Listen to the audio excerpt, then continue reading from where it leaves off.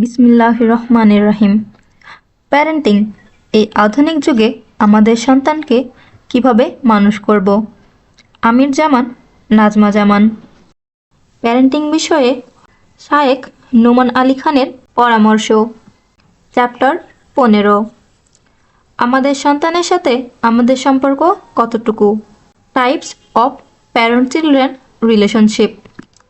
There are mainly 4 categories of parent-child relationship: secure relationship, avoidant relationship, ambivalent relationship, disorganized relationship. আমাদের ছেলে মেয়েদের ব্যাপারে চিন্তার বিষয় হলো তারা কথা বলার জন্য মানুষ খুঁজে পায় না। এটা তাদের বিপর্যয়ের আরেকটি কারণ। আমাদের সন্তানরা ক্লাস 5-6-এ উঠতে উঠতে তারা কিছু নতুন নতুন শব্দ শিখে। এই বয়সে তারা কিছু আজেবাজে শব্দ আয়ত্ত করে। তারা কিছু আজেবাজে ওয়েবসাইটে ঢোকা শিখে যায়। তারা তাদের পিএসপি, ট্যাবলেট, আইফোনে বিভিন্ন নোংরা জিনিস ডাউনলোড করা শিখে। তারা কম বয়সেই এসব বিষয়ে পারদর্শী হয়ে যায়। যেসব জিনিস আমরা 25 বছর বয়সেও শিখিনি সেগুলো তারা 12 বছর বয়সেই জানতে পারে। এটাই বাস্তবতা। এখনও কোনো অভিভাবক জানেন না যে ফেসবুক কী, টুইটার কী। কিন্তু এই আধুনিক যুগে আমাদের সন্তানরা এসব সামাজিক যোগাযোগের ওয়েবসাইটে ঢোকে, যেখানে অচেনা মানুষ কিশোরী ছেলে বা মেয়েদের সাথে কথা বলতে পারে। যেহেতু এই বয়সের ছেলেমেয়েরা আবেগপ্রবণ হয়, তাই এ সময় তারা সম্পর্কে জড়িয়ে যায়, একে অপরের সাথে দেখাও করে। এরপর বিভিন্ন কিছু ঘটে যায়। এটা বর্তমানে মুসলিম অমুসলিম সকল ছেলে মেয়েদের বাস্তবতা। এগুলোই ঘটছে। এসবের ব্যাপারে আমাদের চোখ বুজে থাকলে হবে না, আমাদের চোখ খুলতে হবে। কেউ কেউ হয়তো বলতে পারেন, না না, আমার সন্তানরা এমন না। প্লিজ, আমাদের জেগে উঠতে হবে। অন্য বিষয়গুলো নিয়ে কথা বলার আগে এসব ব্যাপারে কিছু প্রাথমিক সমাধান যা আমাদের করতে হবে তা হলো, বাসায় ওপেন অ্যাক্সেস ইন্টারনেট রাখা যাবে না।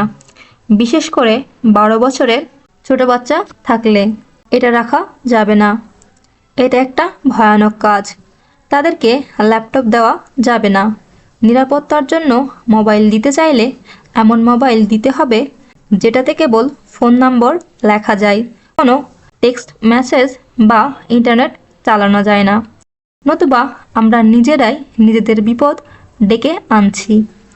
এ নিয়ে নিজেই পরবর্তীতে আফসোস করতে হবে।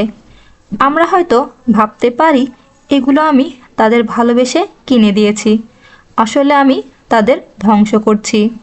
তারা এখনও তো বড় হয়নি যে নিজেরাই বুঝে নেবে যে এটা তার করা উচিত নাকি উচিত না। ধরে নেওয়া যাবে না যে তারা নিজেরাই সঠিক সিদ্ধান্ত নিয়ে নেবে। অনুগ্রহ করে এসব জিনিস থেকে তাদের দূরে রাখতে হবে।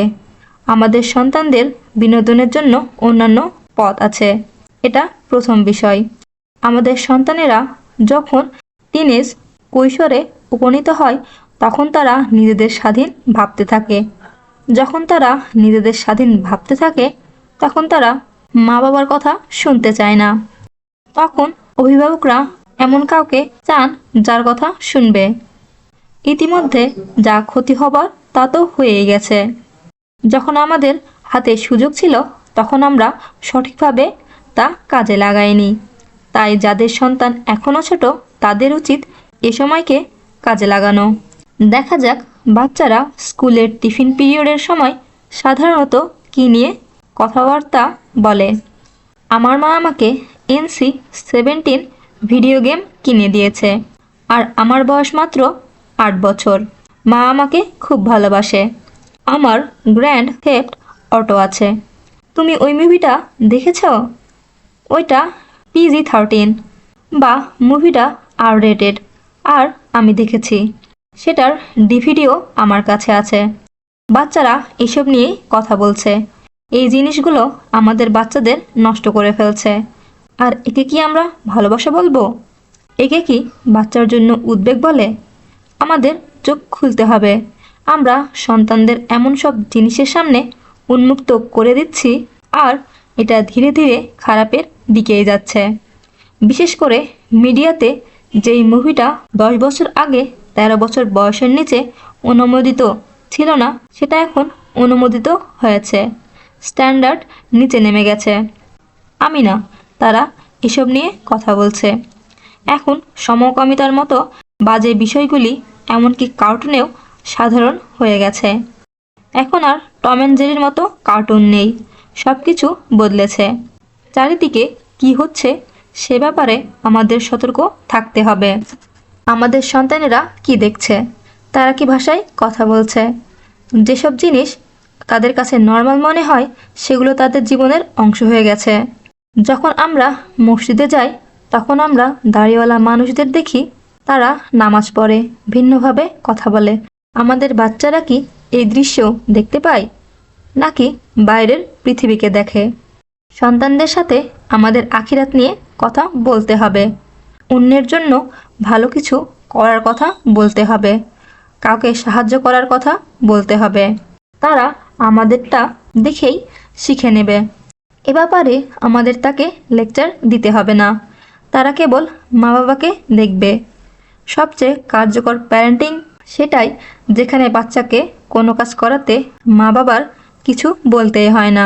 তারা দেখতে দেখতে শিখে ফেলে, কারণ তারা এসবই সবসময় দেখছে। কেউ কেউ হয়তো ভাবতে পারেন যে আমি যদি নোমান আলীর লেকচার নিয়ে এসে আমার বাচ্চাদের বসিয়ে শোনাতে পারি, ইনশাল্লাহ এরপরে তারা নীতিবান হয়ে যাবে। শুধু কয়েকটা ইউটিউব ভিডিও দেখাবো আর সমস্যা সমাধান হয়ে যাবে। এতে আসলে তেমন কোনো উপকার হবে না। আর আমরা হয়তো এতদিনে সেটা বুঝে ফেলেছি।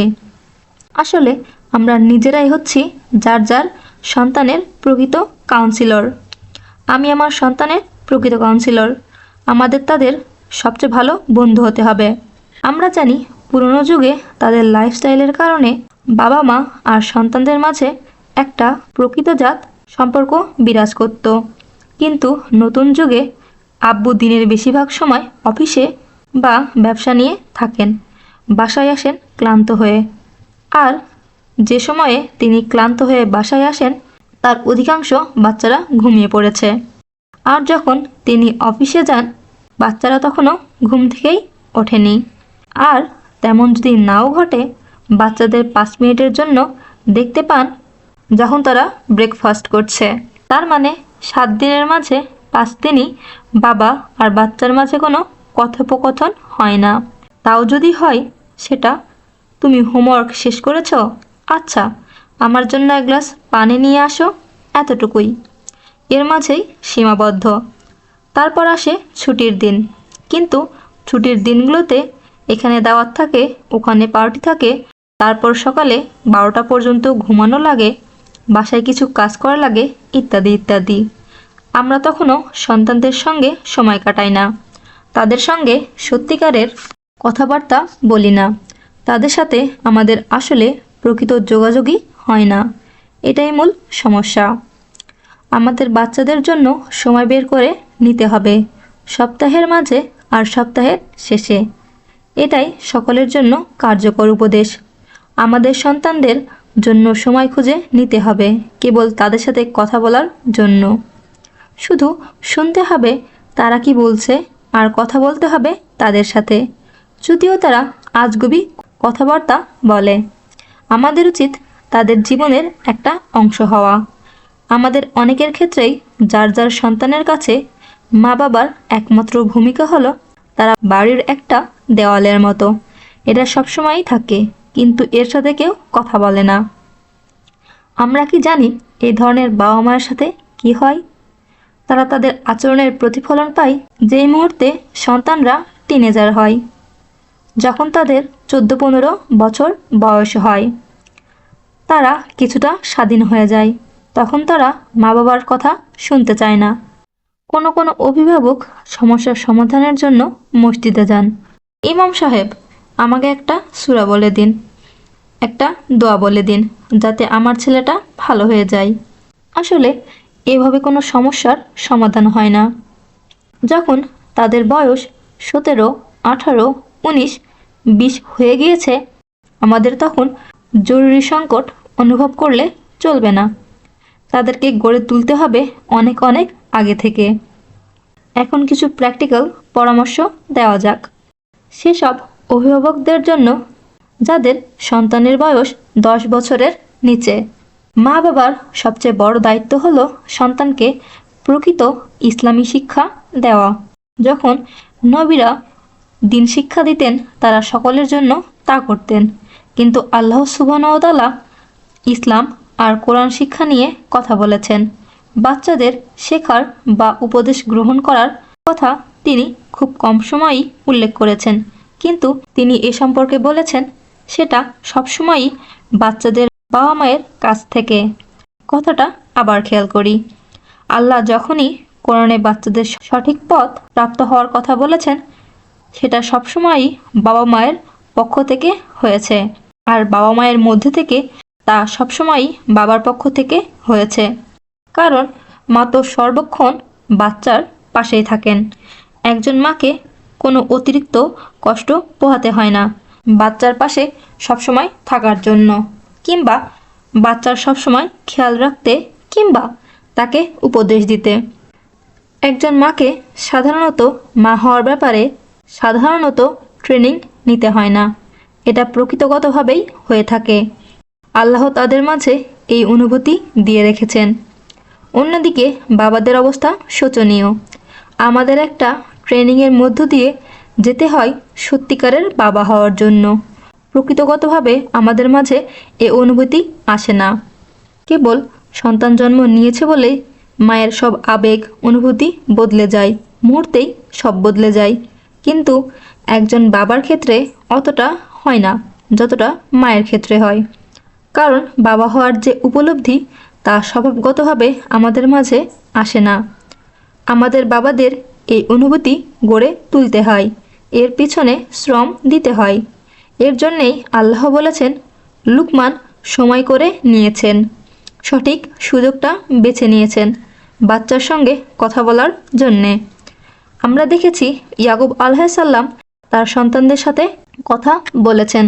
আমরা ইব্রাহিম আলাইহিসসালামকে পেয়েছি, তিনি তার সন্তানদের ঠিক একই উপদেশ দিয়েছেন যা ইয়াকুব আলাইহিসসালাম বলেছেন। খুব চমৎকার বিষয়টা, কারণ এ থেকে বোঝা যায় একজন বাবা তার সন্তানের প্রতি দায়িত্ব পালন করেছেন। তাকে শুধু এটা শিখিয়ে নয় যে নিজেকে কিভাবে গড়ে তুলতে হবে, বরং তাকে কীভাবে একজন বাবা হতে হবে সেটাও শিখিয়েছেন। আমরাই আমাদের সন্তানকে শিখাবো কিভাবে একদিন ভালো বাবা হতে হবে। সন্তান প্রতিপালনে আমাদের করণীয়। আমাদের সন্তানের প্রতি যে সচেতনতা কাজ করে তা আমাদের দিনেরই ভিত্তি। আমাদের ভবিষ্যতের জন্য যে চিন্তা, এটা আমরা পেয়েছি আমাদের বাবা ইব্রাহিম আলাইহিসসালামের কাছ থেকে। আসলে তারও আগে আমরা প্রথম যে সচেতন বাবার কথা জানতে পেরেছি তিনি ছিলেন নূহ আলাইহিসসালাম। নূহ আলাইহিসসালাম তার সন্তানের ব্যাপারে খুব বেশি উদ্বিগ্ন ছিলেন। তিনি আল্লাহর কাছে তার সন্তানদের উদ্ধারের জন্য প্রার্থনা করেছিলেন। তো আমাদের সন্তানের দিনের বিষয়ে আমাদের সচেতনতা এই ধর্মের বহু পুরনো ভিত্তি। আল্লাহ আমাদের এই বিষয়ে শেখাতে চেয়েছেন যে আমাদের নবীদের সন্তানেরাও সমস্যাগ্রস্ত ছিল। ইব্রাহিম আলাইহিসসালামকে আল্লাহ অত্যন্ত নেককার 2জন সন্তান দিয়েছেন। তাকে দিয়েছেন ইসমাইল আলাইহিসসালাম এবং ইসহাক আলাইহিসসালাম। তিনি 2জন অপূর্ব সন্তান পেয়েছেন, কিন্তু নূহ আলাইহিসসালাম তেমন পাননি। ইয়াকুব আলাইহিসসালাম পেয়েছেন কয়েকজন অনুগত সন্তান, আবার কয়েকজন সমস্যাগ্রস্ত সন্তান, তবে তার সন্তানদের বেশিরভাগই অবাধ্য ছিলেন। তার মানে আমাদের নবীদের মাঝেও এমন কয়েকজন আছেন যারা সন্তানের ব্যাপারে দুশ্চিন্তায় ছিলেন। আর এই কথাটা মাথায় রাখা জরুরি, কারণ যদি নবীদের তাদের সন্তানের ব্যাপারে সমস্যায় পড়তে হয় তাহলে আমরা যতই চেষ্টা করি না কেন আমরা সন্তানের ব্যাপারে আমাদের সমস্যা এড়িয়ে যেতে পারবো না। এটা আল্লাহর কুদরতেরই অংশ। আল্লাহ আমাদের কয়েকজনকে অনুগত সন্তান দান করবেন, কিংবা আমাদের কিছু সন্তান অনুগত হবে, আবার কিছু সন্তান আমাদের জন্য পরীক্ষাস্বরূপ হবে। আর আমাদের সব ধরনের সন্তানকেই বড় করে তুলতে হবে। এটা আমাদের দিনেরই একটা অংশ, আমাদের জীবনের অংশ। দুটি বাচ্চা কখনোই একরকম হবে না। কেবল একটা সূত্র প্রয়োগ করে আমাদের সব সন্তানকে বড় করতে পারবো না। উদাহরণস্বরূপ ইয়াকুব আলাইহিসসালামের কথাই ধরি। আমরা এটা বিশ্বাস করি না যে তিনি ইউসুফ আলাইহিসসালামকে বেশি স্নেহ করেছিলেন এবং অন্যদের প্রতি কম স্নেহ করেছিলেন, কম যত্ন নিয়েছিলেন, তাই তারা এমন আচরণ করেছিল। তিনি একজন নাবী ছিলেন। অবশ্যই একজন নাবীর অন্যতম প্রধান কাজ হলো ন্যায়নিষ্ঠভাবে জীবনযাপন করা। আর এতে সুবিচার হবে না আমি যদি আমার এক সন্তানের প্রতি স্নেহশীল হই আর অন্য এক সন্তানের প্রতি তা না হই। আমরা ইয়াকুব আলাইহিসসালামের কাছে এমনটা আশা করি না। অর্থাৎ বাবা হিসেবে যতটুকু করা সম্ভব ছিল তিনি করেছিলেন, কিন্তু তারপরেও তার সন্তানেরা তাকে পরীক্ষায় ফেলেছিলেন। আলহামদুলিল্লাহ, শেষে তারাও তওবা করেছিলেন, আর এটা তার প্রতি আল্লাহর উপহার। কিন্তু নূহ আলাইহিসসালামের ক্ষেত্রে তার ছেলে শেষ পর্যন্ত তওবা করেনি। তিনি নাবী ছিলেন দেখে আমরা হয়তো ভাবতে পারি যে তার ছেলেকে মাফ করে দেওয়া হবে। এটা ঠিক নয়। বোঝার সুবিধার্থে একটি উদাহরণ দেওয়া যেতে পারে। যেমন, যিনি ভালো চাকরি করেন তার কিছু অতিরিক্ত সুযোগ সুবিধা থাকে, যেমন হেলথ ইন্স্যুরেন্স, গাড়ি, টেলিফোন, বিভিন্ন রকম ভাতা ইত্যাদি। তাই বলে নাবির ক্ষেত্রে বিষয়টা একেবারেই এরকম নয়। নাবির ছেলে হয়েছে বলেই আল্লাহর থেকে বাড়তি কোনো সুযোগ সুবিধাই সে পাবে না। কোনো নবীকেই তার পরিবারের নিশ্চয়তা দেওয়া হয়নি, না তার স্ত্রী, না তার সন্তান, এমনকি আমাদের নবী মুহাম্মদ সাল্লাল্লাহু আলাইহি ওয়াসাল্লামের ক্ষেত্রেও না। একটা হাদিসে আমরা দেখি যে তিনি যখন তার সন্তানের সঙ্গে কথা বলেছিলেন ফাতেমাতুজ জোহরা রাদিয়াল্লাহু তাআলা আনহার সঙ্গে, তিনি বলেছিলেন, ফাতেমা, মুহাম্মাদের কন্যা, আল্লাহর ব্যাপারে সতর্ক হও, কারণ আল্লাহর সামনে আমি তোমাকে কোনো সাহায্য করতে পারবো না, তোমার ওপরেও আমার কোনো অধিকার থাকবে না। তিনি একথা বলেছেন নিজের মেয়েকে। অন্য কথায় তিনি আমাদের গুরুত্বপূর্ণ কিছু শেখাতে চেয়েছেন। কেবল আমরা মুসলিম হয়েছি বলে, আমরা আমাদের সাধ্যমতো চেষ্টা করেছি বলে আমরা এমন সন্দেহ পোষণ করতে পারি না যে আমাদের নবীজি সাল্লাল্লাহু আলাইহি ওয়াসাল্লাম তার সর্বোচ্চ প্রচেষ্টার চেয়ে কোনো অংশে কম করেছেন।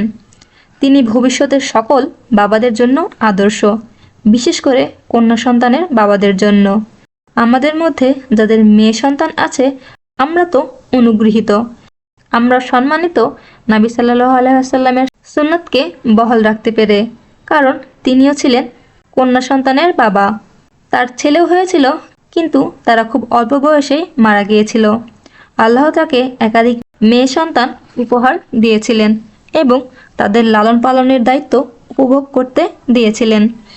এটা এমন একটা দায়িত্ব যার জন্য আমাদের সম্মানিত বোধ করা উচিত। এ কারণে মেয়ে সন্তান হওয়ার ব্যাপারে আমাদের চিন্তাধারণা বদলে গিয়েছে। উদাহরণস্বরূপ, মেয়ে সন্তান হওয়ার যে কালচার ইসলামের পূর্বে, এমনকি আরব দেশেও যখন মেয়ে সন্তান হতো তখন তারা চেহারা বিকৃত করতেন। এখন আমি সমাজে কিভাবে মুখ দেখাবো? অবাক করার কথা এই যে এই যুগে এসেও মুসলিম সমাজে কারো কারো পরিবারেই স্বামী তার স্ত্রীকে নিয়ে হাসপাতালে আছেন, যে প্রায়ই মারা যাচ্ছিল সন্তান জন্ম দিতে গিয়ে। কিন্তু সন্তান জন্মের সঙ্গে সঙ্গে স্বামীর মা SMS করলেন, ভালো খবর তো। এ কথার মানে কি? তিনি আসলে জিজ্ঞেস করেছেন ছেলে হয়েছে কিনা। এরপর স্বামী কোনো উত্তর না দিলে তিনি সান্ত্বনা দিয়ে বলেন, অসুবিধা নেই, এর পরের বার হবে ইনশাল্লাহ। যেন মেয়ে হওয়ার ব্যাপারটা খুবই দুঃখজনক। নাউজুবিল্লাহ, কত নিচে নেমে গিয়েছি আমরা। আল্লাহ আসলে তাদের ব্যাপারে কোরআনে অভিযোগ করেছেন যারা তাদের কন্যা সন্তানকে মর্যাদা দেয় না। যখন মেয়ে জন্ম দেয় তখন মুখ কালো হয়ে যায়, যেন কালো মেঘ তার মুখকে ঢেকে রেখেছে, আর সে হতাশায় ডুবে ভাবছে আমার এইমাত্র একটা মেয়ে হয়েছে। সুবহানাল্লাহ। তো আমাদের সন্তানদের ব্যাপারে দুশ্চিন্তা করা নিয়ে কথা বলার আগে আমাদের প্রথমে ভাবা উচিত মা বাবা হিসেবে আমরা কতটা যোগ্য। এই বিষয়টা প্রথমে খেয়ালে আনতে হবে। আর এটা আসলে বেশ বড় একটা সমস্যা। আমাদের মনে রাখতে হবে সন্তানের প্রতি সচেতনতা আমাদের দিনের একটা ভিত্তি, দিনের একটা মৌলিক অংশ। আলহামদুলিল্লাহ, সন্তানকে বড় করার কাজে আমরা বেশ ভালো যুগ যুগ ধরে। অবশ্যই পৃথিবী অনেক বদলে গিয়েছে নবী সাল্লাল্লাহু আলাইহি ওয়াসাল্লামের জন্মের পরে, কিন্তু সন্তান লালন পালনে মুসলমানদের সফলতা অন্য কিছুর তুলনায় অনেক বেশি ছিল বর্তমান সময়ের আগ পর্যন্ত। আজকের দুনিয়া এতটা আচমকিকভাবে বদলে যাচ্ছে যে এটা শুধু সরকার কীভাবে পরিচালিত হবে তাতে প্রভাব রাখছে না। কীভাবে এক দেশ অন্য দেশের সাথে সম্পর্ক বজায় রাখছে, কীভাবে ইন্ডাস্ট্রি গড়ে উঠছে, শুধু তাতেই প্রভাব বিস্তার করছে না, বরং এটা আমাদের পরিবারগুলোকেও প্রভাবিত করছে। শুধু মুসলিম পরিবার নয়, সকল পরিবার। বর্তমান বিশ্ব নাটকীয়ভাবে পরিবর্তিত হয়ে যাচ্ছে। আমাদের পরিবারের এখন যেমন অবস্থা দেখতে পাচ্ছি, এর আগে কখনো এমনটা ছিল না। সন্তানদেরকে এমনভাবে বড় করা হচ্ছে, ইতিহাসে আর কোনো যুগে কিংবা অন্য কোনো সংস্কৃতিতে এমন আকার ধারণ করেনি। শুধু মুসলিম সংস্কৃতির ক্ষেত্রে নয়, সবার ক্ষেত্রে। বিশ্বায়ন আর যোগাযোগ ব্যবস্থার বৃহৎ উন্নয়নের কারণে তার ওপর ভোগবাদের চরম পর্যায় সৃষ্টি হওয়ায় একে পুঁজিবাদ না বলে বরং বলা উচিত ভোগবাদ। আমরা পণ্যের আসক্ত ভোক্তায় পরিণত হয়েছি, আর এই মানসিকতা আমাদের ঘরের ভেতরেও প্রবেশ করে ফেলেছে। একটা ছোট উদাহরণ দেওয়া যাক সে ব্যাপারে। আমাদের বাচ্চারা আমাদের কাছে কী নিয়ে সবচেয়ে বেশি আবদার করে? তারা কিসের জন্য সবসময় বায়না ধরে বসে থাকে? চকলেট? না, তারা এখন চকলেট চায় না। তারা এখন আইপ্যাড, প্লেস্টেশন ইত্যাদি চায়।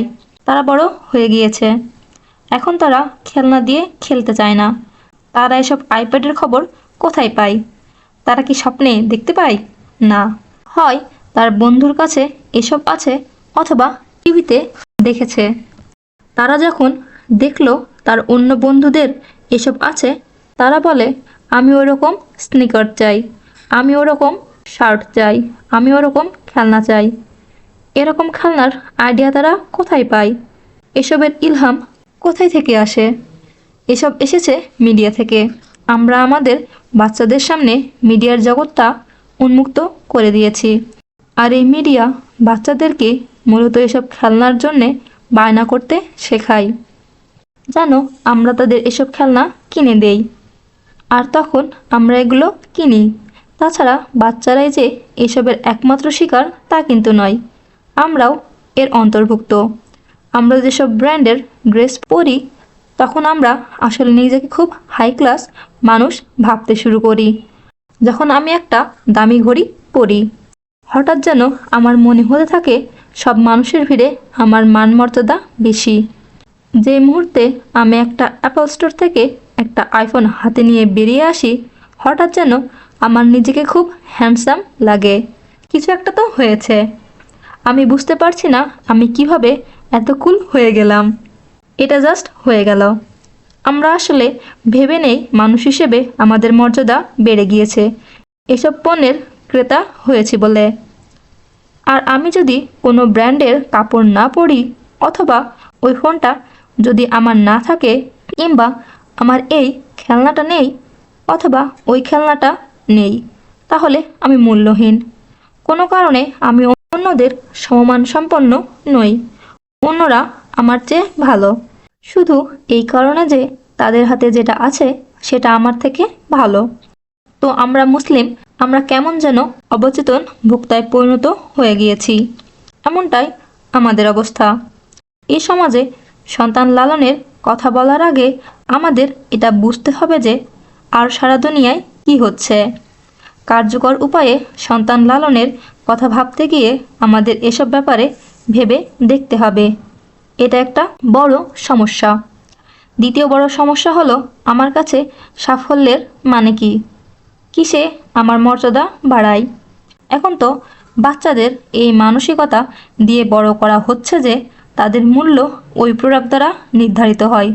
যে ব্র্যান্ডের কাপড় পরছে, যে বাসায় থাকছে, যে গাড়িটা চালিয়ে তাকে স্কুলে দিয়ে আসা হচ্ছে, যে ব্র্যান্ডের ব্যাগ কাঁধে নিচ্ছে, এসব ব্যাপার এগুলোই আমাদের মূল্য যাচাই করছে। আর এর সাথে যোগ হয়েছে আরও একটা সমস্যা। জীবনে সফলতা বলতে কি বোঝায়? সফলতা সম্পর্কে আমাদের ধারণা 20, 30, 40 বছর আগেও যা ছিল, মুসলিম বিশ্বের অধিকাংশের জন্য ব্যাপারটা সত্য যে আমাদের মধ্যে কারো কারো হয়তো শিক্ষার ভালো সুযোগ ছিল না, কিংবা আমাদের বাবা মায়ের সুযোগ ছিল না। তো তারা তাদের সব ধরনের প্রচেষ্টা লাগিয়ে দেয় তাদের বাচ্চাকে শিক্ষিত করে তুলতে। আর আমি আমার জীবন থেকে এই শিক্ষা পেয়েছি, তাই আমি বলি আমি আমার বাচ্চার জন্য সর্বোচ্চ শিক্ষা গ্রহণের ব্যবস্থা রাখব। যদিও এই ইচ্ছা পূরণ করতে গিয়ে আমার তাকে প্রাইভেট স্কুলে পাঠাতে হয়, বাড়ি ভাড়া করতে হয়, অ্যাপার্টমেন্ট ভাড়া নিতে হয়, অস্বস্তিকর পরিবেশে থাকতে হয়, তারপরেও তাদের সুশিক্ষার স্বার্থে আমি তা করতে রাজি আছি। যদিও আমাদের অস্বাভাবিক লোন নিতে হয়। কেন? কারণ আমার কাছে সাফল্যের সবচেয়ে গুরুত্বপূর্ণ ধাপ কি? আমাদের সন্তানদের সুশিক্ষা। আর এখানে যারা আমাদের সন্তান তাদের বারবার বলা হয়েছে, তোমাকে শিক্ষা নিতেই হবে। তুমি একজন ব্যর্থ মানুষে পরিণত হবে যদি শিক্ষা না পাও। তোমাকে ডাক্তার হতে হবে, ইঞ্জিনিয়ার হতে হবে, এটা পাস করতে হবে, ওটা পাস করতে হবে, ইত্যাদি। এখন আমার জন্য কেবল একটাই দরজা খোলা আছে, আর সেটা হলো আখিরাত। কারণ আমি ডাক্তার হতে পারিনি দেখে আমার মা বাবা আমার প্রতি সন্তুষ্ট হবে না। তবে খেয়াল করি ডাক্তার হওয়া আমাদের একটা নির্দিষ্ট গোষ্ঠীর কাছে কেন এত গুরুত্বপূর্ণ? কারণ নাম ও টাকা। এজন্যে না যে আমি কারো জীবন বাঁচাতে পারছি কিংবা মানবতার সাহায্য করছি, এ ধারণার সাথে ডাক্তার হওয়ার কোনো সম্পর্ক নেই। আমাদের মাঝে কোনো উৎসাহ নেই নিজেদের সন্তানকে উদারকর্তা হিসেবে দেখার। বাবা মা খুব খুশি হয়ে যায় যখন দেখে ছেলে ডাক্তার হয়ে ফিরেছে। কিন্তু ছেলে যদি বলে আমি 3 বছরের জন্য ওয়ার্ল্ড ভিশন এনজিওতে ভলেন্টিয়ার কাজ করব, আমি বাংলাদেশের বন্যা কবলিত এলাকায় যাব, এরপর আমি আফ্রিকা যাব, তারপর ফিলিস্তিনিদের সাহায্যার্থে যাব, আমি শুধু সেবাদান করব, এই 3 বছর বেতন নিব না, কোনো লাভের জন্য কাজ করব না, শুধু মহান আল্লাহ তাআলার সন্তুষ্টির উদ্দেশ্যে মানব সেবা করব, তখন সে মা বাবা বলবে, ইয়া আল্লাহ, আমরা আমাদের সব টাকা পয়সা ঢেলে দিয়েছি তোমাকে ডাক্তার বানানোর জন্যে, আর এখন তুমি এসব করবে? নিজের খেয়ে বোনের মাস তাড়াবে? তুমি কেন বিনা পরিশ্রমে অসহায় মানুষদের জীবন বাঁচাবে? তোমার সমস্যা কোথায়? এ হলো আমাদের বাস্তব চিত্র। এদিকে আমরা ভাবি আমাদের ছেলে মেয়েদের মাঝে ঝামেলা আছে, আমাদের উচিত আয়নায় আমাদের নিজেদের দেখা। আমরা আসলে কাদের তৈরি করছি? কোনো একটা ব্যাপার একদম গোড়া থেকে পরিবর্তন হয়ে গিয়েছে। আমাদের কাছে সাফল্য হলো টাকা পয়সা। শিক্ষা সম্পর্কে ধারণা হলো এমন একটা ক্যারিয়ার যাতে অনেক টাকা আসে। সব কিছুর মূল্যেই অর্থ সম্পদ। আমি যদি সফল হই এর মানে এই যে আমার অনেক টাকা আছে। আমি যদি সফল হই এর মানে এই যে আমি শিক্ষা অর্জন করেছি। কিন্তু শিক্ষা অর্জন করেছি কোন ফিল্ডে? যেখানে আমার একটা ভালো ক্যারিয়ার হবে, যার মানে যেখানে আমি অনেক টাকা পয়সা পাবো। এটা এখন সাফল্যের সংজ্ঞা। সবশেষে কথা একই। এ ধারণা আগের যুগ থেকে ভিন্ন। আগে সকলের ধারণা ছিল আমি শিক্ষিত হয়েছি এর মানে হচ্ছে আমি নিজেকে বুঝি, আমার চারপাশের পরিবেশকে বুঝি, আর আমি পৃথিবীকে আরও সুন্দর বাসযোগ্য করে তোলার জন্য কাজ করছি।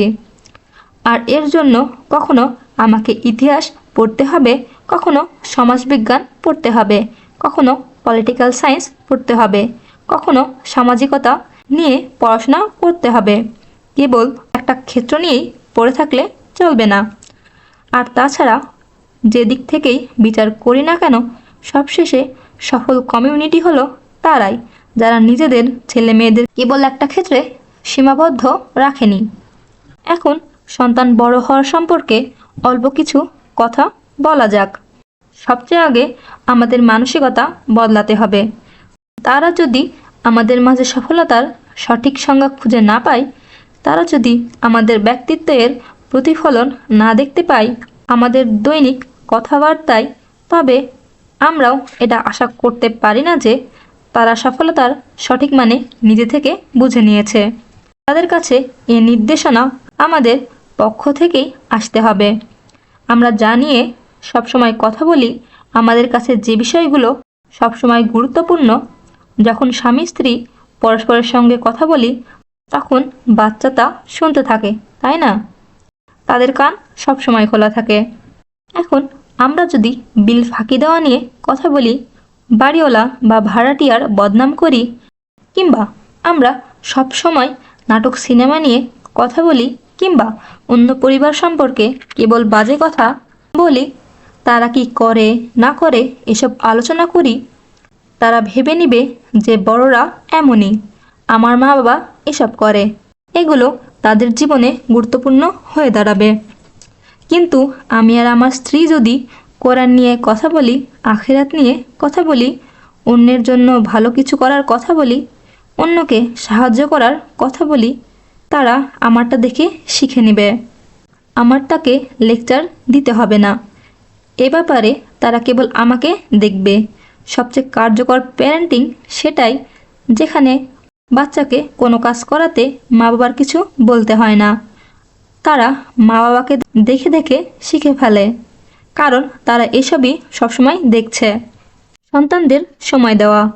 বর্তমানের তরুণ প্রজন্মের নিকট সবচেয়ে জনপ্রিয় ইসলামিক স্কলার হলেন নোমান আলী খান। অনেক বাবা মারাই তার কাছে যান এই বলে যে, আপনি কি আমার সন্তানের সাথে একটু কথা বলতে পারবেন? এই বাবা মায়ের মধ্যে বেশিরভাগই টিনেজারদের বাবা মা।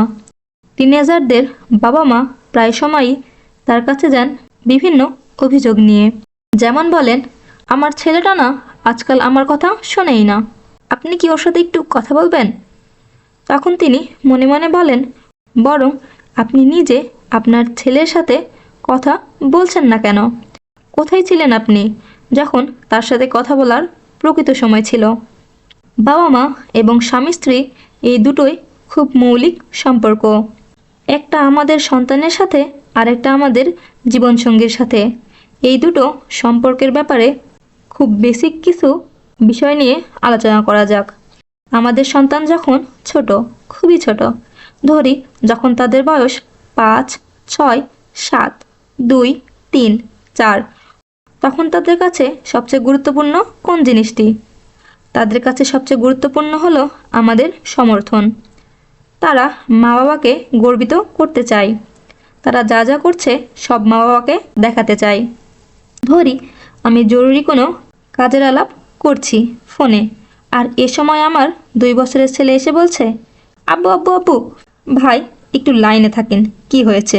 হে হে হে, ব্যাস। আমি আমার ফোন আলাপে ফিরে গেলাম। সে আবার আমাকে ডাকা শুরু করলো। আমি বললাম, আচ্ছা ঠিক আছে, কি হয়েছে বলো। আমি তোমাকে একটা জিনিস দেখাবো। কি দেখাতে চাও বাবা? সে হয়তো একটা লাফ দিয়ে বাবাকে দেখালো, ব্যাস এটাই। কিন্তু আমার এক্ষেত্রে কি করা উচিত? অনেক বাবাই হয়তো বিরক্ত হবে বা তাকে ধমক দিয়ে তাড়িয়ে দেবে। এটা মোটেও ঠিক না। বরং বন্ধুর সাথে ফোনের কথা বন্ধ করে দিয়ে শিশুটিকে উৎসাহ দিয়ে বলা যেতে পারে, আল্লাহ দারুণ তো, আবার করো দেখি। আমাদের সন্তানরা যা যা করে আমাদের উচিত তা কদর করা। এটা তাদের জন্য অত্যন্ত আনন্দদায়ক। অন্য যে কোনো কিছুর চেয়ে বেশি তারা এটাই চায় আমাদের কাছ থেকে। ছেলে বা মেয়েদের মধ্যে পার্থক্য কি আমরা তা জানি কি? ছেলেরা এক জায়গায় বসে থাকতে পারে না, আর মেয়েরা কথা বলা থামাতে পারে না। আমার নোমান আলী খান মেয়েরা একজন ক্লাস 1-এ আর একজন ক্লাস 3-তে পড়ে। আমি ওদের স্কুল থেকে বাসায় নিয়ে আসি 25 মিনিট গাড়ি চালিয়ে। আর এই পুরোটা সময় তারা কি করে জানেন? একজন বলতে থাকে, জানো আজকে ক্লাসে কি হয়েছে? আমরা একটা ডাইনোসরে রং করেছি, এটা করেছি, ওটা করেছি। প্রথমে আমি বেগুনি রং করলাম, তারপর ভাবলাম একটু সবুজ রঙও করে দিই। এভাবে বলতে থাকলো তো বলতেই থাকলো, থামার কোনো নামই নেই। থামা সম্ভবই না এদের পক্ষে। আর আমাকেও মনোযোগ দিয়ে সেটা শুনতে হবে। আমি বললাম, ও তাই, নীল রং দাওনি? না, অল্প একটু নীল দিয়েছি। আমাকে মনোযোগ দিতে হবে। অন্য একটা গল্প বলি। আমার নোমান আলী খান বড় মেয়েটা হুসনা যখন ছোট ছিল তখন আঙুল দিয়ে ছবি আঁকতে খুব পছন্দ করত। সে তার আঙুলগুলো রঙের মধ্যে চুবিয়ে তারপর সেগুলো দিয়ে হিজিবিজি আঁকত। তো একদিন এক বিশাল কার্ডবোর্ড নিয়ে সে আমার কাছে হাজির। সেখানে নীল রং দিয়ে বিশাল একটা কি যেন আঁকা। আগামাথা কিছুই বুঝলাম না। সে বলল, আব্বু দেখো আমি কি এঁকেছি। আর আমি বললাম, বাহ দারুণ, এটা পাহাড়? আর সে বলল, না, এটা তো আম্মু। আমি বললাম, খাইছে। আম্মুকে এই কথা বলো না কিন্তু। তবে যে কথাটা বলতে চাচ্ছি তা হলো, ওরা আমাদের সমর্থন পাওয়ার জন্য ব্যাকুল ব্যাকুল তারা এর জন্য। কিন্তু যাদের সন্তানরা টিনেজার, এমন কি হয় যে স্কুল থেকে আনার সময় তারা গাড়িতে উঠে কথা বলা থামাতে পারছে না? হয় এমন, জানো আজকের ক্লাসে কি হয়েছে? টিচার এটা বলেছে, ওটা করেছে, পরীক্ষায় এ পেয়েছি। না, তারা একদম চুপ। বরং মা বাবারাই তাদের সাথে কথা বলার চেষ্টা করে। কেমন দিন গেল? মোটামুটি। কি করলে সারাদিন? কিছু একটা। আজকে কোথায় যাবে? যাব কোথাও। কথা বলেই না তারা। তাদের কথা বলানো অনেকটা পুলিশের আসামিকে জেরা করার মতো ব্যাপার। মা বাবাকে তারা কিছুই বলে না, এক দুই শব্দে উত্তর দেয়। আর যখন মা বাবা তাকে প্রশ্ন করছেন তখন হয়তো সে তার বন্ধুকে এসএমএস পাঠাচ্ছে, আব্বু আজকে বেশি প্রশ্ন করছে, ঘটনা কি? তুমি ওনাকে কিছু বলেছো নাকি? ছোট বয়সে আমাদের বাচ্চারা আমাদের মনোযোগ পাওয়ার জন্য পাগল থাকে। আর যখন তারা বড় হবে তখন আমরা তাদের মনোযোগ পাওয়ার জন্য পাগল হব। কিন্তু তারা যখন ছোট থাকে তখন যদি আমরা তাদের মনোযোগ না দেই, তারা খেলনা নিয়ে আমাদের কাছে আসলে যদি বলি, ঘরে যাও, আমি সংবাদ দেখছি, খেলা চলছে, এই তুমি একটু সরো তো, সারাদিন অনেক কাজ করেছি, এখন একে সামলাতে পারবো না, বাসায় আমার বন্ধু এসেছে, কি বলবে ওরা, যাও ঘুমাতে যাও, যাও এখান থেকে, ইত্যাদি। এগুলো মোটেও ঠিক না। আমরা যখন ওদের সাথে এমন আচরণ করব যেন তারা আমাদের জন্য প্রতিবন্ধকতা, আমাদের কাজ হচ্ছে চাকরি করা আর বাসায় এসে শুধু বিশ্রাম নেওয়া। আসলে আমাদের কাজ শুরু হয়েছে তখনই যখন আমরা ঘরে ফিরি। সেটাই আমাদের আসল কাজ। চাকরিতে যে কাজ করছি সেটা শুধুমাত্র এজন্যে যেন ঘরের আসল কাজটা ঠিকমতো করতে পারি, একজন প্রকৃত বাবা হই, আমাদের সন্তানদের সাথে সময় কাটাই। তারা শুধু এজন্যে নয় যে আমি তাদের স্কুলে ছেড়ে দিয়ে আসব আর বাসায় ফিরে শুধু ঘুমাতে যাব, কোনো ঝামেলায় যাব না, তাদের সাথে কথা বলবো না। এবং তাদের সাথে কথা না বলার সবচেয়ে সহজ উপায় হচ্ছে তাদের একটা আইপ্যাড টাচ অথবা আইফোন ধরিয়ে দেওয়া, তাদের নিজস্ব রুমে একটা কম্পিউটার ল্যাপটপ দিয়ে দেওয়া, হাই স্পিড ইন্টারনেট সহ। সুতরাং আমাকে তাদের চেহারাও দেখতে হবে না। তারা সারাদিন তাদের ঘরে ফেসবুকিং করতে থাকবে, অনলাইনে নিজেদের নতুন মা বাবা খুঁজে নিবে না হয়। আসুন আমরা প্রকৃত বাবা হই, প্রকৃত মা হই। আমাদের মাতৃত্ব বা পিতৃত্বের বদলি হিসেবে এইসব জিনিসকে আসতে না দেই। কারণ যদি তা না দেই তাহলে ওরা যখন স্বাবলম্বী হয়ে যাবে তখন বেশিরভাগ মা বাবার কী হয়? বেশিরভাগ ছেলেমেয়েরা মা বাবাকে দেখে কতগুলো টাকার মেশিন হিসেবে। শুধুমাত্র কখন তারা মা বাবার কাছে আসে, বাবা আমাকে 500 টাকা দাও তো, অথবা শপিং মলে যেতে চাই, আমাকে একটু পৌঁছে দাও তো, বন্ধুদের বাসায় যাই, এটা করতে পারি, ওটা কিনতে পারি। যখন তাদের কোনো কিছুর দরকার তখন তারা আমাদের কাছে আসে, এর বাইরে আমরা তাদের খুঁজেও পাবো না। আর যখন তারা বড় হবে, নিজেরাই একটু কামাই করতে পারবে, তখন কি হবে? আর তাদের দেখাই পাবো না, কারণ আমাদের টাকার মেশিনও এখন আর দরকার নেই, এর প্রয়োজন শেষ। সন্তানদের সাথে আমরা যদি এই ধরনের সম্পর্ক তৈরি করি, তাহলে আমরা নিশ্চয়ই বিপর্যয়ের দিকে এগোচ্ছি। আমাদের এখনই পরিবর্তন আনতে হবে, আর পরিবর্তনের উপায় হলো, হয়তো এটা অনেকের জন্যই করা কঠিন হবে, কিন্তু আমাদের সন্তানদের সাথে বন্ধুত্ব করতে হবে। আমাদের তাদের সবচেয়ে কাছের বন্ধু হতে হবে। আমাদের সাথে সময় কাটানোটা তাদের জন্য উপভোগ্য হতে হবে। সন্তানদের মিথ্যা বলার কারণ ও প্রতিকার। আমাদের যে বিষয়টি গুরুত্ব দেওয়া উচিত তা হলো শিশুদের মিথ্যা কথা বলা। শিশুরা মিথ্যা বলে, কিন্তু তারা বোঝাতে চাইবে যে তারা মিথ্যা বলেনি। তারা বলবে, আমি এটা বলিনি, ওটা বলিনি, আমি এটা কখনো বলিনি, সত্যি বলছি। নিম্নে মা ও শিশুর উদাহরণস্বরূপ একটি কথোপকথন দেখা যাক। মা, তুমি এটা আমাকে বলছো, আমি সেখানে ছিলাম। শিশু, আমি বলিনি। মা, আমি এটা রেকর্ড করেছি, এই হলো ভিডিও। শিশু, আমি এটা বলিনি। ভিডিও দেখার পরেও তারা বলবে, আমি এটা বলিনি। তারা স্বীকার করবে না, তারা কোনোভাবেই নিজেদের বুঝিয়ে নেয়। আমরা কি জানি এটা কেন ঘটে? এটা ঘটে কারণ প্রথমবার সে যখন মিথ্যা বলেছিল এবং সে স্বীকার করে নিয়েছিল, তখন মা রাগ করে তাকে কঠিন শাস্তি দিয়েছিল, যেন কিয়ামত ঘটে গেছে। তুমি মিথ্যে বলেছ আমার ঘরে। প্রথমে মা হয়তো বলেছেন যে, আমাকে সত্য বলো, কিচ্ছু হবে না। যখন সে সত্য স্বীকার করলো, তখন মা তাকে প্রহার করলেন। পরবর্তী সময়ে সে মনে মনে ভাবল, আমি এত সব বকাঝকা গ্রহণ করতে রাজি। যখন আমি স্বীকার করে নিব আমি মিথ্যা বলেছি, আমি জানি এরপর আমার কি হবে। আমি এই অপরাধ সত্য স্বীকার আর করতে যাচ্ছি না। অপরাধ স্বীকারের কোনো মূল্য এ বাসায় নেই। আমাদের এটা সর্বপ্রথম বন্ধ করতে হবে। আমি অতিরিক্ত শাস্তি দিতে পারবো না এমন কিছুর জন্য যা ঘটে গেছে এবং ইতিমধ্যেই আমাকে রাগান্বিত করেছে। এটা সংশোধন প্রক্রিয়া নয়।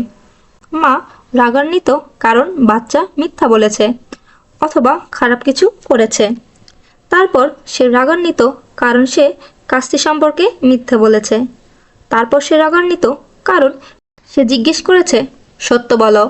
আমি তোমাকে শেষবারের মতো জিজ্ঞেস করছি। আমি শেষবারের মতো জিজ্ঞেস করছি। যদিও সে আরও 6 বার জিজ্ঞেস করতে যাচ্ছে, কিন্তু সে বলে, শেষবারের মতো আমাকে বলো। আমি এই শেষবারের মতো জিজ্ঞেস করছি। আমি আর দ্বিতীয়বার জিজ্ঞেস করব না। তুমি কি এটা করেছো? শিশু, না। ঠিক আছে, আমি তোমাকে এই শেষবারের মতো জিজ্ঞেস করছি। তোমার বাবাকে বলার আগে আর একবার। আমি এটা করিনি, আমি এটা করিনি, আমি এটা করিনি। সে বিছানায় যাবে, কান্নাকাটি করবে, কিন্তু সে স্বীকার করবে না। সে এটার ওপর অটল থাকবে। এই ছেলেকে নিয়ে আমি কি করব? এরপর মা বলেন, আমি জানি তুমি এটা করেছ, আমি জানি তুমি এটা করেছ। মা হয়তো আরও বেশি রাগান্বিত হয়ে যান। সে হয়ে যায় আরও বেশি রক্ষণাত্মক। অবশেষে মা নিজের চুল ছিঁড়তে থাকেন। জানি না এটার শেষ কোথায়। একবার বাবা অফিস থেকে ঘরে আসলে মার অভিযোগ, আমি জানি না একে নিয়ে কি করব, সে মিথ্যা বলেছে। এবার বাবা আবার নতুন করে শুরু করলেন, বাবা তুমি মিথ্যে বলেছ? শিশু, না। কিভাবে আমরা এই সমস্যার সমাধান করব? আমাদেরকে এই পরিস্থিতিগুলো নিতে হবে এভাবে। কিছু কিছু সময় আমরা তাদের বিশ্বাস করব, যদিও আমরা জানি তারা মিথ্যে বলছে। বলতে হবে, আমি তোমাকে বিশ্বাস করি, তুমি আমার সাথে মিথ্যা বলবে না। তুমি শেষবার কথা দিয়েছ যে তুমি মিথ্যা বলবে না, তাই আমি তোমাকে বিশ্বাস করছি।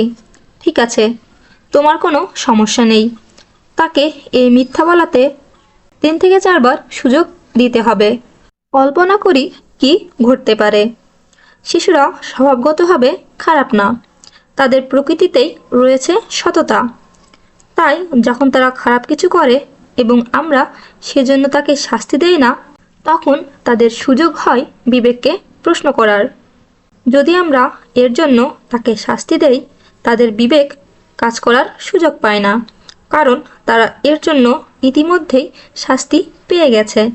যখন তারা শাস্তি পেয়ে যায়, তখন তাদের অপরাধবোধ আর কাজ করে না। তারা খারাপ কিছু করেছে এবং তার জন্য তারা মূল্য দিয়েছে। তখন তাদের বিবেকের আর কিছু করার থাকে না। একটা উদাহরণের মাধ্যমে বিষয়টি আরও পরিষ্কার হওয়া যেতে পারে। যেমন একটি শিশু তার ছোট বোনের গালে চড় দিয়েছে। আমরা বিষয়টা সমালোচনার জন্য তাকে কোনো প্রকার শাস্তি না দিয়ে তার সাথে বিষয়টা নিয়ে কথা বলার জন্য একটি উপযুক্ত সময় বেছে নিতে পারি। সবসময় এটা করার সুযোগ হয়তো পাবো না, এবং বলতে হবে, ঠিক আছে, আমি তোমাকে বিশ্বাস করলাম, তুমি এটা করনি, তোমার বোন ভুল করেছে, সে ভালোভাবে মনে রাখতে পারেনি। তার গালের উপর যে লাল দাগটা রয়েছে সেটা হয়তো অন্য কোনোভাবে হয়েছে। ঠিক আছে, তোমার কোনো সমস্যা নেই। সময়ের ব্যবধানে এতে কি হবে আমরা কি তা জানি? একসময় সে এসে মাকে বলবে, আমি তোমাকে কিছু বলতে চাই, আমি এটা করেছি। তারপর কান্না শুরু করবে। তখন মায়ের উচিত হবে তাকে সান্ত্বনা দেওয়া, তাকে আদর করা। ঠিক আছে, ঠিক আছে, আমি এখনো তোমাকে ভালো জানি। এখানে মা আসলে কি করলেন? মা তাকে রক্ষণাত্মক মনোভাব থেকে সরিয়ে আনলেন, কিন্তু এটা করার জন্য দীর্ঘ সময়ের চিন্তাভাবনার প্রয়োজন হয়। প্রথমে আমরা এটা করতে সমর্থন হব না। এটা খুব কঠিন এ ধরনের বিষয় ক্ষমা করে দেওয়া, বিশেষভাবে যখন তারা আরেকটা বাচ্চাকে আঘাত করে। যদি তারা অন্য বাচ্চার সাথে অন্যায় করে, তাহলে আমাদের সেই বাচ্চাটাকে সান্ত্বনা দিতে হবে। আমি তোমাকেও বিশ্বাস করি, আমি তোমার প্রতি রাগান্বিত নই, এবং আমি জানি যে তুমি কোনো অন্যায় করনি। কিন্তু তুমি খুশি হতে পারবে না যদি সে শাস্তি পায়। আরেকটা বিষয়, এক বাচ্চা শাস্তি পেলে আরেক বাচ্চা খুশি হয়ে যায়, এবং তারা এতে অভ্যস্ত হয়ে যায় যে এভাবে বলে, বাবা, অন্যদিন সে আমার কান টান দিয়েছে। এবং ছোটজন হয়তো কাছে এসে বলবে, বাবা, তুমি জানো আপি একদিন আমার কান টান দিয়েছে। বললাম, কখন? শিশু, আমি জানি না, কোনো এক গতকাল। আমি বললাম, আমাকে তুমি কি করতে বলো? শিশু, তাকে শাস্তি দাও। আমি বললাম, এতে কি তুমি খুশি হবে? শিশু, হ্যাঁ। কখনো কখনো শিশুরা কৌশল অবলম্বন করে যাতে অন্যরা শাস্তি পায়। তারা এটা করে। আমরা হয়তো এই পরিস্থিতিও তৈরি করতে চাই না। যদি এটা একদম ছোট বাচ্চা হয়, 2 বছরের, তাহলে সমস্যা মনে হয় না। আমরা হয়তো তাদের আনন্দ দিতে চাই।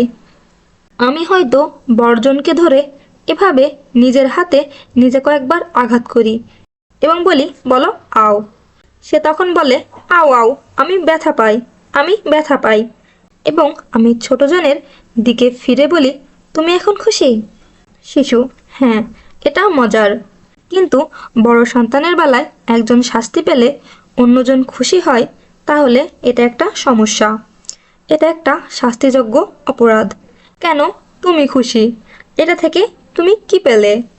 এই বিষয়গুলো আমাদের খেয়াল রাখতে হবে। এ পর্যন্ত 2টি বিষয় সামনে আসলো, বদমেজাজ এবং মিথ্যা বলা। মিথ্যা বলার বিষয়টা সমাধান করা একটা দীর্ঘমেয়াদী প্রচেষ্টা। আমরা ক্ষণিকের মধ্যে কারো থেকে মিথ্যা বলার অভ্যাস দূর করতে পারবো না, কারণ তারা এটাকে মিথ্যে হিসেবে দেখে না, দেখে নিজেকে রক্ষা করার উপায় হিসেবে। যখন বাচ্চারা অনেক বেশি মিথ্যা বলে, তখন জানি কি ঘটে। তারা তখন নিজেকে বিশ্বাস করতে শুরু করে। তখন তারা হয়ে যায় সেরা অভিনেতা। তারা বিভিন্ন ভূমিকা নেওয়া শুরু করে এবং তারা এটা জয় করে ফেলে, এবং আমরা হয়ে যাই চরম হতভম্ব। এমনকি কোত্থেকে শুরু করব ঠিক বুঝতে পারি না। যাই হোক, শুরু করতে হবে ওই সমস্যাটাকে আক্রমণ না করা এবং বাচ্চার ভয় তাড়ানোর মাধ্যমে।